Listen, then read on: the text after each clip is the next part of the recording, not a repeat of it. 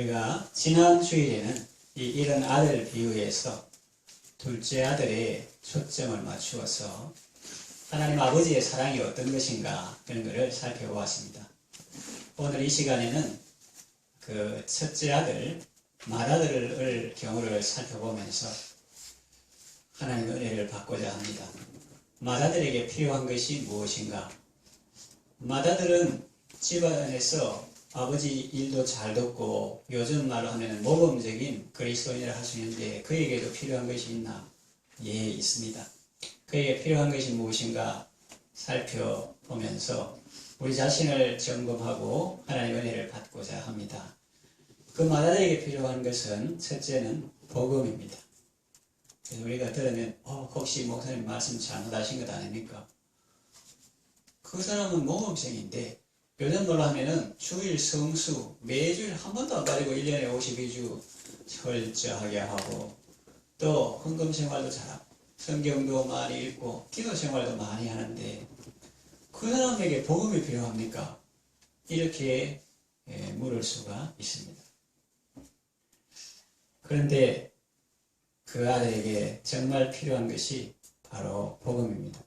그 아들에게는 더 이상의 어떤 의의가 필요한 것이 아니고 또 더 이상의 어떤 율법 준수가 그에게 필요한 것이 아니라 또 더 이상 구제하고 선행하는 것이 필요한 것이 아니라 바로 그 아들에게는 복음이 필요합니다. 왜 그럴까요? 그의 말을 들어보세요. 그리고 그의 태도를 보세요. 그는 복음을 모르고 있습니다. 요즘 말로 하면은 어릴 때부터 신앙생활을 해도 복음에 대해서 잘 모른다 하는 것이죠. 자기 중심이라는 면에서 그는 둘째 아들과 꼭 같습니다. 자기를 위하는 방법만 다를 뿐입니다. 둘째 아들은 아버지의 재산을 가지고 먼 나라 가서 자기를 위하여 살았고 맏아들은 먼 곳으로 떠나지는 않았지만 자기를 위하여서 아버지 집에 살았던 것입니다. 그동안 그는 겉으로 보면 착실하게 살아온 것처럼 보입니다. 적어도 다른 사람들이 볼 때는 말이죠. 그런데 여러분 10길 물 속은 알아도 한 길 사람 속은 모른다는 속담이 있지 않습니까? 둘째 아들이 돌아와서 아버지가 잔치를 벌인 일이 이 맏아들 마음에 불을 붙였습니다. 그래서 그는 분노했습니다. 그리고 집에 들어가지 않습니다. 급기야 아버지가 어른이 밖으로 나오고 아들을 설득합니다. 이것은 고대 사회에서 가장의 수치입니다. 둘째 아들은 집 나갔다가 고생 많이 하고 돌아왔습니다. 그런데 이 맏아들은 멀리 나가지 않았습니다. 일탈 행위를 한 적이 한 번도 없습니다. 그런데 자기 중심성을 강화했다는 점에서는 둘째 아들과 다르지 않습니다. 정말 아버지를 위해서 아버지를 섬긴 것이 아니죠. 그렇다면 화낼 이유도 없고 같이 기뻐할 건데 분노나 이런 걸 보면서 아버지를 섬긴 것이 아니라 자기를 위해서 그동안 아버지께 순종하는 모습을 보였다 하는 것을 알 수가 있습니다. 우리에게 이런 모습은 없는지 돌아볼 필요가 있습니다. 집 나간 탕자도 문제지만은 집 안에 있는 탕자이면서도 자신이 탕자인 줄로 모릅니다. 나는 모범적인 그리스도인이다. 이렇게 생각하는 것은 더 큰 문제입니다. 문맥상으로 볼 때 바리새인과 서기관들이 그런 사람들이었습니다. 왜냐하면 그분이 그 성실하던 분이 그 모범적인 신자라고 할 수 있는 분이 아무도 안 보는다고 생각했는지 또 자기가 이제 급박하니까 하나님 앞에 악다구니를 퍼부는 겁니다. 그 말인즉슨 하나님 내가 당신에게 어떻게 했는데 나한테 이렇게 할 수가 있습니까? 그러더라는 거죠.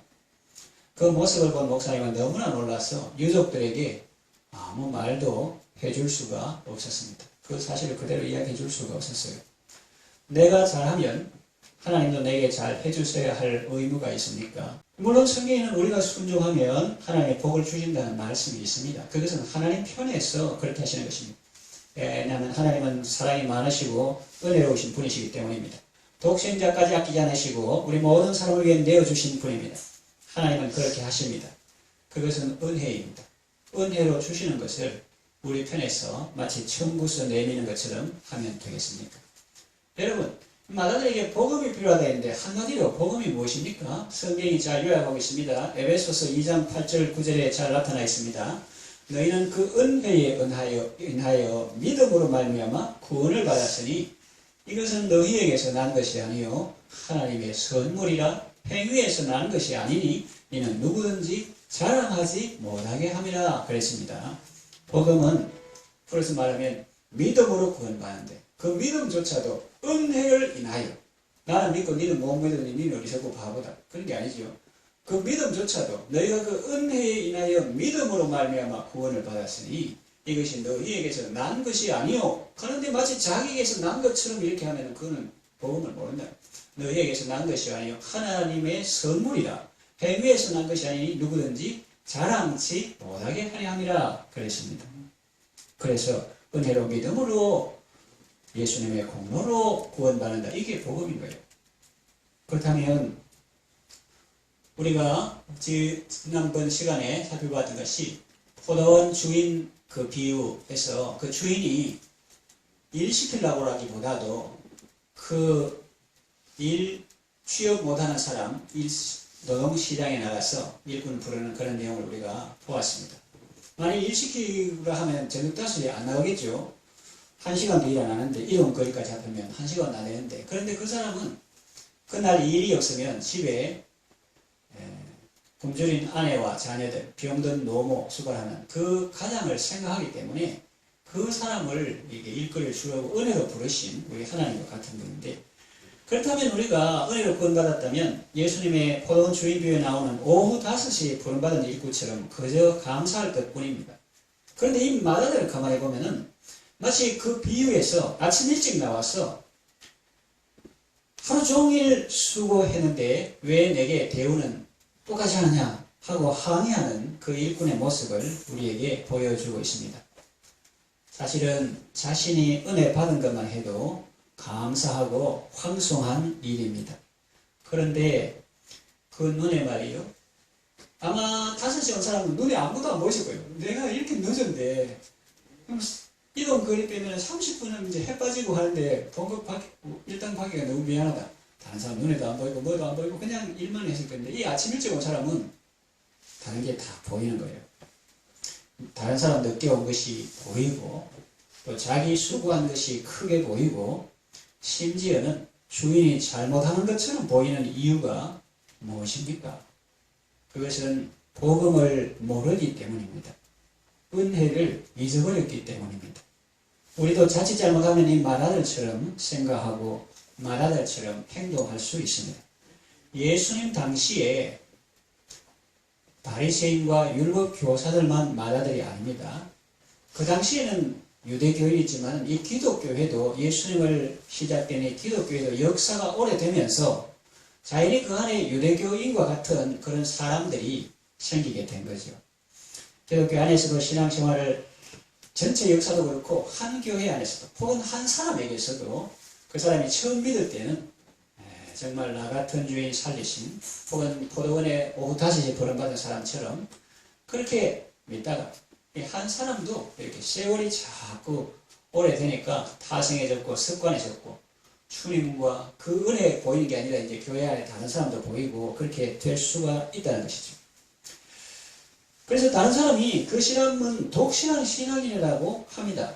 누가 봐도 모범적인 사람이다. 자신도 어릴 때부터 착실하게 신앙생활을 해왔다고 자부합니다. 그런데 복음적인 삶이 없습니다. 본문에 나오는 마다들처럼 교회에서 행동하는 걸 보면 형제를 형제로 여기지 않고 형편없는 죄인으로 취급합니다. 아버지가 행동을 잘못했다고 원망합니다. 요즘 말로 하면은 목사가 사람을 잘못 알아보고 대우를 잘 못한다고 불평합니다. 그에게 가장 필요한 것은 다른 무엇이 아닙니다. 그에게 가장 필요한 것은 바로 복음입니다. 오늘날 교회가 사회의 지탄을 받는 이유가 무엇일까요? 성경에 나온 대로 세상이 악하기 때문에 우리가 사회의 지탄을 받고 있습니까? 또 우리가 세상에 속한 사람이 아니고 하나님께 속한 사람이기 때문에 지탄을 받고 있습니까? 그럴 수도 있습니다. 그러나 우리에게 복음이 없기 때문일 수도 있습니다. 소금이 맛을 잃기 때문일 수도 있다는 것입니다. 참담한 현실이지만 오히려 소망이 있습니다. 무슨 말이냐? 복음이 없기 때문에 그랬다면은 돌려서 말하면 우리가 복음적인 삶을 회복한다면 우리 삶 가운데 하나님의 능력이 나타나고 하나님께서 영광을 받으신다는 것입니다. 교회도 다른 무엇을 추가하고 보완하는 것이 아니라 복음을 회복하면 하나님의 영광과 능력이 나타난다는 것입니다. 즉 안의 탕자와 같은 모습이 우리에게 있습니까? 그렇다면 우리에게 필요한 것은 복음입니다. 두 번째 맏아들에게 필요한 것은 감사입니다. 이 시점에서 맏아들과 둘째 아들의 차이는 무엇입니까?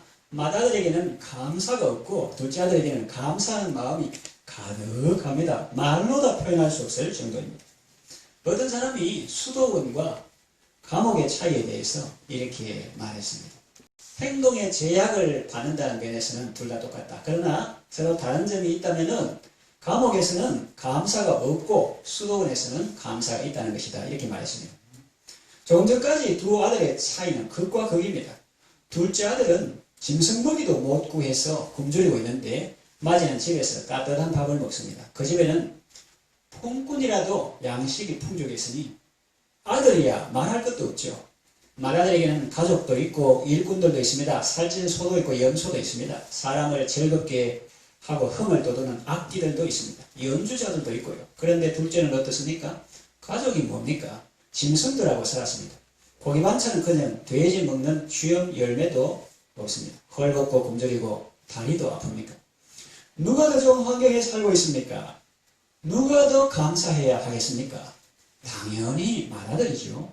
그런데 여러분 참으로 신기합니다. 눈을 씻고 봐도 우리가 성경에 그가 감사하는 모습은 찾아볼 수 없습니다. 맏아들이.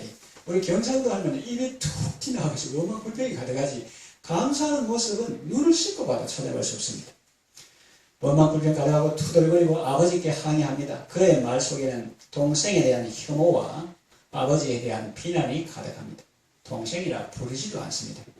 이 아들, 그런데 여로 말하면 당연히 문맥상 당신의 이 아들이지요. 그러니까 자기하고 직접 관계하지 않고 관계하기 싫다는 거예요. 돌려서 말합니다. 당신의 이 아들이 돌아오면 이렇게 하는 거예요. 자기와는 연관이 없다는 것입니다. 정말로 놀라운 진리를 발견합니다. 형제를 손절하면 동생이도 안 가고 당신의 이 아들 이렇게 형제를 손절하면 자기가 안전해지는 것이 아니라 자기가 위험한 상태에 빠집니다. 아버지는 동생을 사랑하시는데 자기가 그 형제를 손절하면 자기 스스로 가족이기를 포기하는 것과 같습니다. 스스로 아버지에게서 멀어지는 것이니 이 얼마나 어리석고 무례한 일입니까? 여러분은 하나님보다 더 의로운 사람이 되지 마시기를 바랍니다. 하나님보다 더 똑똑하고 하나님보다 더 지혜로운 사람 되지 마시기 바랍니다.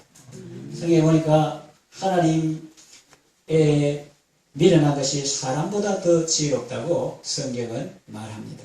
실제로 하나님의 미련한 것이 아니라 사람 보기에 미련한 것이 보이지만 그러나 하나님의 미련한 것처럼 보이는 것이 사람보다 더 지혜롭다는 거죠. 우리는 사람들이 미련하다 하는 그 십자가의 은혜로 구원받은 사람입니다. 유대인은 표적을 구해요. 세메이온. 헬라인은 플라톤, 아리스토텔레스, 소크라테스 뭐 이렇게 하는 것처럼 그 사람들은 소피아, 지혜를 구합니다. 예로부터.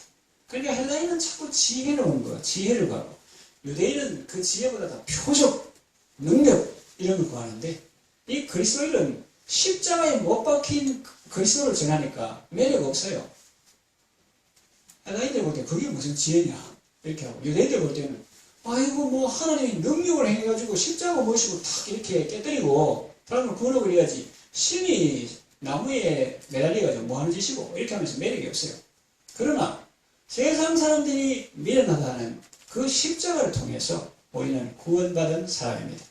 그래서 구원받은 그리스도에게는 십자가의 말로 하나님의 능력이고 하나님의 지혜인 것입니다. 그 십자가를 구원받은 사람인데 오후 5시경에 일꾼으로 부름받아 1시간도 채 일하지 않고 일당받은 일꾼과 같습니다. 아무 일한 것도 없는데 오직 하나님의 은혜로 구원받고 예수님의 공로로 구원을 받았고 영생을 얻었습니다. 그렇다면 어떻게 살아야 하겠습니까? 이 감사야말로 사람을 가치 있게 만들고 그 사람을 아름답게 만드는 것입니다. 신앙생활 오래 하면서 타성에 젖은 것은 없습니까? 신앙생활 오래 했다, 제대로 잘하고 있다고 생각하십니까? 그렇다면 하나님께 감사하는 일이죠. 그리고 제가 이야기 쉽게 이렇게 극단적으로 말한다고 해서 오랫동안 신앙생활한 가문을 무시하거나 또 부모 때부터 어릴 때부터 신앙생활한 것을 안 좋게 말하는 게 아닙니다. 그건 참 좋은 것이에요. 그거는 참 좋은 유산을 물려받은 것입니다. 하나님께 감사한 일이죠. 그런데 혹 내 속에 예수님 당시 바리새인이나 율법 교사의 모습은 없습니까? 예수님 비유에 나오는 마다들의 모습과 같은 것이 내 삶에 없습니까? 하나님의 은혜를 많이 받고 살고 있으면서도 전혀 고마움을 모르고 있지는 않습니까? 나처럼 우리 교회에서 수고하고 헌신하는 사람이 없는데 내게는 염소 새끼 한 마리라도 잡아서 파티해 준 적이 있느냐고 따지고 싶은 마음이 있지는 않습니까? 심지어는 하나님이 하신 일마저 도저히 이해가 안 되고 못마땅하게 여기고 있지는 않습니까? 그렇다면 내게 진정 필요한 것은 감사입니다. 감사를 회복하는 것입니다. 세 번째 이 마다들에게 필요한 것은 기쁨입니다. 이 점을 보십시오. 모든 사람이 기뻐합니다. 아버지도 기뻐하고 종들도 기뻐합니다. 그런데 딱 한 사람 이 분위기에 전혀 어울리지 않은 사람이 있습니다. 그는 마다들이죠. 그는 11절에 처음 소개되었지만 25절부터 본격적으로 등장합니다. 마다들은 밭에 있다가 돌아와 집에 가까이 왔을 때 풍악과 춤추는 소리를 듣고 그랬습니다. 밭에서 일하는 것 자체가 나쁜 것은 아니죠. 오히려 성실하고 좋은 모습으로 보입니다. 물론 우리가 그의 속마음을 볼 수는 없지만 겉으로만 보면 그렇다는 말입니다. 26절에 한 종을 불러 이 무슨 일인가 물었는데 아직까지는 행동이 아주 조심스럽습니다. 27절에 대답하되 당신의 동생이 돌아왔음에 당신의 아버지가 건강한 그를 다시 맞아들이기 때문에 인하여 살찐 송아지를 잡았나이다 하니 이 말이 마다들 감정의 뇌관에 불을 붙였습니다. 종은 사실을 말했을 뿐인데 마다들은 그 사실을 도저히 받아들일 수 없었던 것입니다. 그 안에 있던 분노가 폭발했습니다. 28절에 그가 노하여 들어가고자 하지 아니하거늘 행동은 그렇지만 이해하기 쉽게 한마디로 말하면 뭡니까? 나는 저런 인간들하고 한 통속이 될 수 없다. 그 들어가면 나도 똑같은 사람. 나 그거 못 들어가. 이라는 거예요. 내가 지금까지 어떻게 살아왔는데 오늘도 밭에서 뼈 빠지게 일하고 뼈 안 빠집니다. 열심히 해요. 근데 이게 표현이 그렇죠. 표현이. 뼈 빠지게 일하고 겨우 이제 돌아왔는데 집에서는 이게 뭐 하는 짓들이냐는 겁니다. 씩씩거리며 바깥에서 소란을 피웁니다. 급기야 아버지가 나와서 권합니다. 그림을 보면 성내는 아들에 설득하는 아버지입니다. 무조건 거꾸로 될 것 같은데. 그런데 아들은 성내고 아버지는 설득합니다. 그것은 고대 사회에서 수치스러운 일이죠. 가장에게. 마다들은 아버지가 자기를 대우해 주지 않는다고 투덜대지만 사실은 자기가 그렇게 함으로써 아버지를 수치스럽게 만들고 있습니다. 그런 줄도 모르고 불만을 쏟아놓습니다. 29절에서 30절 내가 여러 해 아버지를 섬겨 명을 어김이 없거늘 내게는 염소 새끼라도 주어 나와 내 벗으로 즐기게 하신 일이 없더니 아버지의 살림을 창녀들과 함께 삼켜버린 이 아들이 돌아오매 이를 위하여 살찐 송아지를 잡으셨나이다. 그의 말을 가만히 들어보세요. 그가 사용하는 단어와 어휘, 표현을 보세요. 자신에 대해서는 얼마나 좋게 말합니까? 여러 해 아버지를 섬겨 명을 어김이 없고 그런데 동생에 대해서는 얼마나 안 좋게 말합니까? 아버지의 삶을 창녀들과 함께 삼켜버린 가봐하는 것 같아. 보지도 않았으면서 다른 데 썼는지 어떻게 합니까? 창녀들과 함께 삼켜버린 이 아들이 돌아오며 동생을 하지도 않고 당신의 이 아들이 이렇게 말합니다. 자신에 대해서는 얼마나 좋게 말합니까? 동생에 대해서는 안 좋게 말하고 아버지까지 사자와 비난하고 있습니다. 이 아들이 돌아오며 이를 위하여 살찐 송아지를 잡으셨나요? 처신 잘못했다는 거죠. 경상도 말하면 아버지가 돼가지고 뭐 이런 표현입니다. 아버지까지 사자와 비난하고 있습니다. 기쁨이 없습니다. 기쁨은 그냥 분노와 비난이 가득합니다. 듣는 제가 기분이 안 좋아서 얼른 좋은 말로 바꾸어 보겠습니다. 그 말하는 말을 좀 좋게 바꿔보면, 다른 사람들은 저를 모범생이 하지만 사실 저는 그런 사람이 못 됩니다. 저도 동생과 사실은 똑같은 사람입니다. 동생은 그것을 겉으로 표현했고 저는 표현하지 않고 눌러두었을 뿐인데 가끔은 그 감정이 제 속에서 폭발합니다. 다른 사람들은 모르니까 저에 대해서 좋게 말하죠. 횟수로는 여러 해 아버지를 섬겼다지만 정말 제대로 섬긴 것은 얼마 안 됩니다. 딱 깨가 말해가지고 아버지의 속마음도 모르는 아들이 무슨 맏아들입니까? 아버지의 마음이 온통 어디에 쏠려 있는지도 모르고 내 이익만 챙겼으니 이 얼마나 철없는 자식입니까? 저는 동생이 어디에서 무엇을 했는지 사실은 잘 모릅니다. 그러나 그동안 고생을 많이 했다는 것쯤은 압니다. 죽었다가 살아났다는 말씀이 맞습니다. 잃었다가 얻었다는 말씀이 맞습니다. 긴 방황의 시간을 마치고 이제 아버지 집으로 돌아와서 진정 뉘우치고 감사하고 있으니 저보다 훨씬 낫습니다. 동생이. 제가 해야 할 일을 아버지께서 이렇게 해주시니 정말 감사합니다. 비교와 혐오와 독선과 비난을 빼고 말하니까 얼마나 좋습니까? 아버지의 말씀을 들어보십시오. 31절. 예, 너는 항상 나와 함께 있으니 내 것이 다 네 것이로되. 32절. 이내 동생은 죽었다가 살아났으니 내가 잃었다가 얻었기로 우리가 즐거워하고 기뻐하는 것이 마땅하다 하니라 그랬습니다. 그렇습니다. 여러분, 우리의 진정한 복은 무엇입니까? 우리의 진정한 복은 하나님과 함께하는 것입니다. 시편 기자도 하나님을 가까이 함이 내게 복이라고 했습니다. 어떤 재물이나 명예나 부귀 영화보다도 항상 하나님과 함께 있는 것이 최고의 복인 줄로 믿습니다. 내 것이 다 내 것이로되. 그렇습니다. 이것이 비밀입니다. 하나님을 염소새끼 한 마리도 안 주신 분으로 오해하지 마십시오. 자기 아들을 아끼지 아니하시고 우리 모든 사람을 위해서 내어주신 하나님께서 무엇이 아까워서 안 주시겠습니까? 그 아들과 함께 모든 좋은 것을 우리에게 은사로 선물로 주시는 것입니다. 예수님은 말씀하셨죠. 지금까지는 너희가 내 이름으로 아무것도 구하지 아니하였으나 구하라 그리하면 받으리니 너희 기쁨이 충만하리라. 기쁨 충만한 삶을 살아가시기를 바랍니다.